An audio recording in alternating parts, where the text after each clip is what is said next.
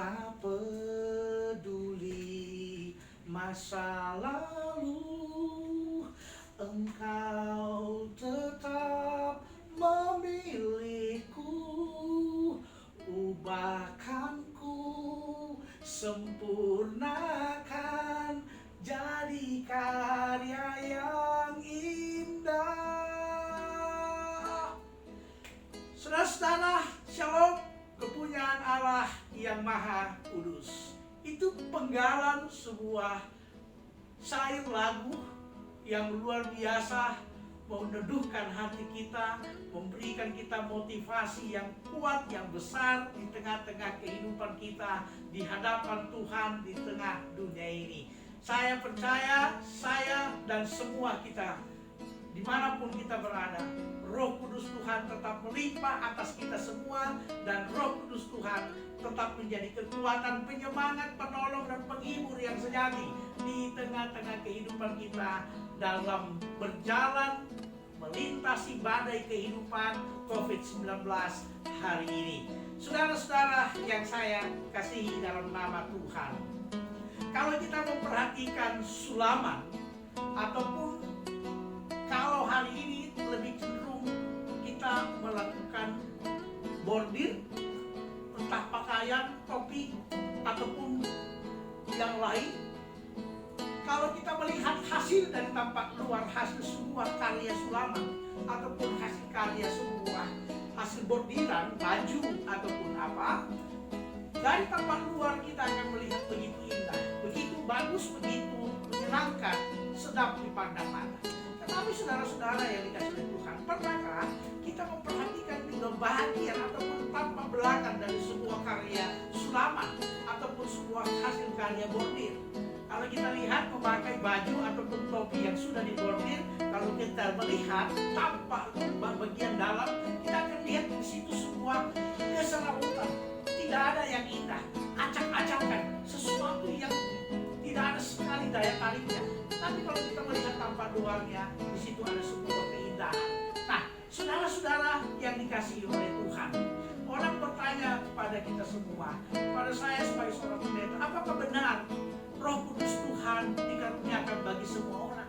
Apakah saya pribadi yang punya masa lalu ataupun punya kehidupan yang terlalu semeraut ini, Roh Kudus berkenan diam dalam diri saya? Apakah saya seorang yang penuh dengan kejahatan, saya seorang yang penuh dengan dosa, bahkan biasa kita terlalu membesarkannya untuk mengatakan saya terlalu berlumpur dosa? Saudara-saudara, Roh Kudus Tuhan justru tidak akan pernah memandang siapapun kita. Roh Kudus Tuhan dikaruniakan kepada semua orang yang mau tentunya menyambut dengan penuh sukacita kehadirannya dalam hidup. Saudara-saudara, hari ini kita belajar dari kitab Hakim-Hakim pasal 11 ayat 1. Saya mau membagikan, bahkan kalau kita memperhatikan seluruh riwayat perjalanan kehidupan tokoh-tokoh dalam Alkitab, baik para nabi, para rasul, para murid Yesus, kalau kita melihat sejarah hidup mereka, ibarat seperti hasil sulaman tadi, tampak belakang dari sebuah sulaman, tampak belakang dari sebuah hasil bordiran.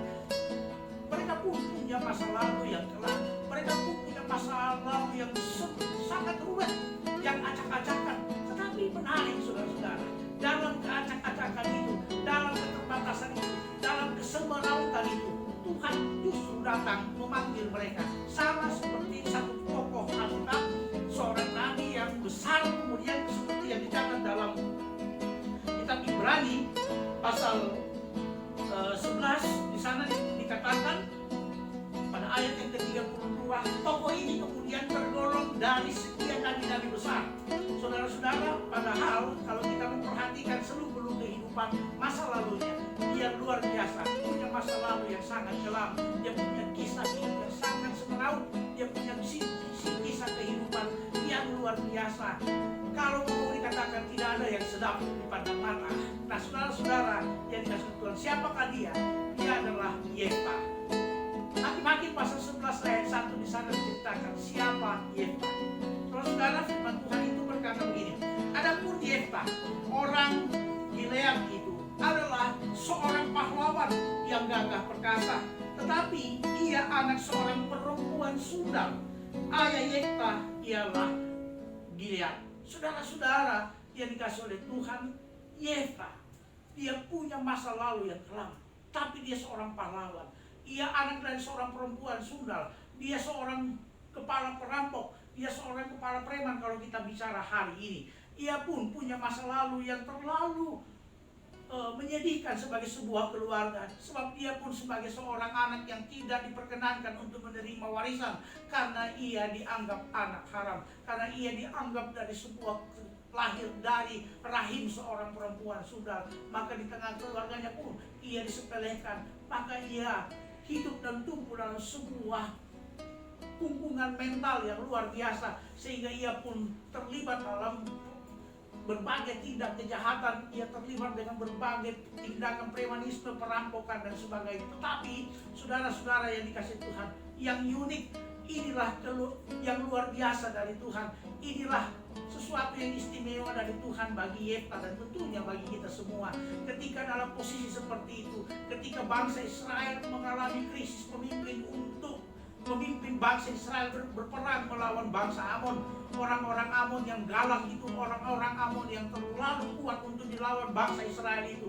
Tuhan menuntun dan memerintahkan para tua-tua untuk pergi menjumpai Yefta, untuk meminta kesediaan Yefta memimpin menjadi panglima perang bangsa Israel melawan Bani Amon. Saudara-saudara yang dikasihi Tuhan, dalam keterbatasan dan dalam masa lalu yang luar biasa kelam, Tuhan justru menyuruh para tua-tua untuk memanggil dan memilih Yefta memimpin peperangan bangsa Israel melawan bangsa Amon. Saudara-saudara, dengan kata lain, siapapun kita, ketika Allah berkehendak, ketika Allah menyentuh kita dengan kuasa rohnya, kita akan diberikan karakter yang baru, kita akan diubahkan, kita akan disempurnakan oleh Tuhan, bahkan kita akan dimurnikan di dalam kasih Tuhan. Dan itulah yang Tuhan Yesus telah perbuat, itulah yang Tuhan Yesus karyakan dalam kehidupan kita semua, kehidupan saya dan semua saudara-saudara lewat peristiwa salib. Tuhan tidak memandang hina kita yang penuh dengan dosa ini, tetapi Ia mau rela untuk mati dan memiliki kita dan berdiam dalam kehidupan kita, seperti ketika Roh Kudus Tuhan itu turun. Saudara-saudara, Paulus berkata kepada jemaat di Korintus dalam pertama Korintus pasal 1 ayat yang ke-27 sampai 29. Ini bagian yang luar biasa pula unik bagi kita semua. Firman Tuhan berkata, tetapi apa yang bodoh bagi dunia dipilih Allah untuk memalukan orang-orang yang berhikmat, dan apa yang lemah bagi dunia dipilih Allah untuk memalukan apa yang kuat, dan apa yang tidak terpandang dan yang hina bagi dunia dipilih Allah, bahkan apa yang tidak berarti dipilih Allah untuk meniadakan apa yang berarti, supaya jangan ada seorang manusia pun yang memegahkan diri di hadapan Allah. Saudara-saudara, ini cara berpikir Tuhan. Ini yang unik, ini yang di luar jangkauan nalar kehidupan manusia kita. Kalau kita manusia pasti akan memilih dan hendak memakai seseorang, tentu seseorang yang sempurna, yang perfect, yang luar biasa. Tapi saudara-saudara, Tuhan justru memakai yang dipandang hina oleh dunia, apa yang dipandang bodoh bagi dalam dunia, apa yang dipandang rendah dalam dunia. Justru itulah yang Tuhan mau pakai, itulah yang Tuhan jumpai, itulah yang Tuhan mau rawat dalam kehidupan. Dan ingat saudara-saudara, Tuhan selalu memakai kita, menjumpai kita justru di dalam keterbatasan dan keterpurukan kita. Saudara-saudara yang saya kasih dalam nama Tuhan, maka saya mau mengajak kita semua sebagai umat Tuhan hari ini. Roh Kudus Tuhan sudah dikaruniakan bagi kita, maka mari sambut Roh Kudus Tuhan itu di dalam kehidupan kita tanpa harus memiliki rasa malu. Jangan pernah merasa minder di hadapan Tuhan, jangan pernah merasa bahwa Tuhan tidak peduli dengan saya, jangan pernah merasakan bahwa toh hidup saya seperti ini, toh hidup saya tidak bisa lagi berdaya, toh hidup saya terlanjur jauh dari Tuhan, toh hidup saya terlanjur rusak di hadapan Tuhan dan manusia. Jangan berkata seperti itu,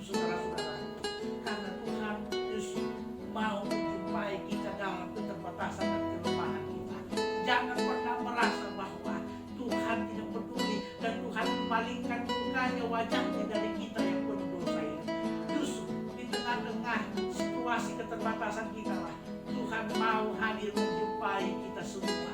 Dan karena itu, di tengah-tengah perenungan hidup kita hari ini, di tengah-tengah badai COVID-19 yang masih mengekang perjalanan kehidupan kita hari ini, gunakanlah waktu yang begitu indah menyambut dengan penuh rasa syukur, penuh sukacita Roh Kudus Tuhan dalam kehidupan kita. Mari gunakan waktu-waktu yang terlalu berharga yang Tuhan sudah karuniakan bagi kita di tengah badai COVID-19 ini untuk mensyukuri kasih sayang Tuhan yang mau menerima kita apa adanya, yang mau menerima kita dengan segala ketulusan cinta padanya. Sehingga saudara-saudara, dalam kehidupan ini kita pun, kalau Presiden mengatakan bahwa kita akan berdamai dengan COVID, yang terlebih dahulu bagi saya, bagi seorang hamba Tuhan, mari di tengah situasi ini kita memulai kehidupan kita untuk berdamai dengan Allah, berdamai dengan diri. Jangan hukum diri kita, jangan tindas diri kita sendiri, jangan sepelekan dan remehkan diri kita yang penuh keterbatasan ini. Sebab sesungguhnya kita begitu berharga, kita terlalu berharga bagi Allah untuk disayang oleh Tuhan, untuk dipelihara oleh Tuhan. Maka mari waktu-waktu ini kita bawa hidup kita, kita sambut Roh Kudus Tuhan, kita sambut kehangatan cinta Tuhan di dalam karya Roh Kudus dalam hati kita semua. Karena itu saya mengajak pula, mari suami-suami, mari bapak-bapak, jangan pernah menyesali masa lalumu. Syukuri apa yang sudah Tuhan karuniakan hari ini. Hai para istri, hai para ibu, jangan biarkan dan jangan biarkan pikiran dan beban masa lalu pun menghimpit dan membuat kita lemah dan tak berdaya hari ini. Semuanya, kita tidak ada yang sempurna. Kita diterima Allah dalam kelemahan kita. Tuhan mengenal masa lalu kita. Sehingga kita semua, mari bersama-sama tetap kuat, tetap penuh semangat, tetap penuh sukacita, penuh rasa syukur jalani hidup ini dengan berdamai dengan diri kita, dengan saling memahami satu dengan yang lain. Saya percaya kita punya kekuatan besar untuk melangkah menghadapi badai COVID-19. Karena itu saudara-saudara, dalam rumah tangga kita hadirkanlah suasana damai sejahtera itu. Hai para istri, terimalah setiap apapun yang Tuhan sudah boleh bagikan dalam perjalanan hidup suami kita. Demikian pun para suami, terimalah setiap kelemahan dan keterbatasan istri kita di tengah-tengah masa lalu dan beban hidup hari ini. Sehingga ketika kita saling menerima sebagaimana Tuhan sudah menerima kita, saya percaya di tengah badai ini kita tetap akan mengalami sukacita dari Allah. Saya percaya dalam rumah tangga kita tetap kita akan menikmati damai dan sejahtera Tuhan di tengah-tengah situasi ini. Maka mari sambut Roh Kudus siapapun kita, dan sambut Roh Kudus itu dalam rasa syukur. Jangan pernah meremehkan diri kita sendiri, sebab tentu yang rusak sekalipun Tuhan mau pakai, apalagi kita semua. Sebagaimana kalian menenun, demikian pun Tuhan terus menenun kita. Tuhan terus merangkai kehidupan kita menjadi sebuah rangkaian yang indah, dalam sebuah mahakarya yang indah di hadapan Tuhan. Maka kita bersyukur bahwa dalam kelemahan kita, Tuhan terus menenun kehidupan kita, merangkai kehidupan kita menjadi sesuatu yang indah dalam pandangannya, bahkan dalam pandangan manusia. Tetap sehat, jaga kesehatan, tetap penuh sukacita, karena Roh Kudus menyertaimu semua, dan Roh Kudus Tuhan menopangmu menjalani hari-hari hidup setiap waktu. Biarlah dari zero kita menjadi hero di dalam kehidupan ini. From zero to hero, kita terus paling tidak menjadi pahlawan bagi diri kita untuk dimenangkan oleh Tuhan dalam kehidupan ini. Selamat, Tuhan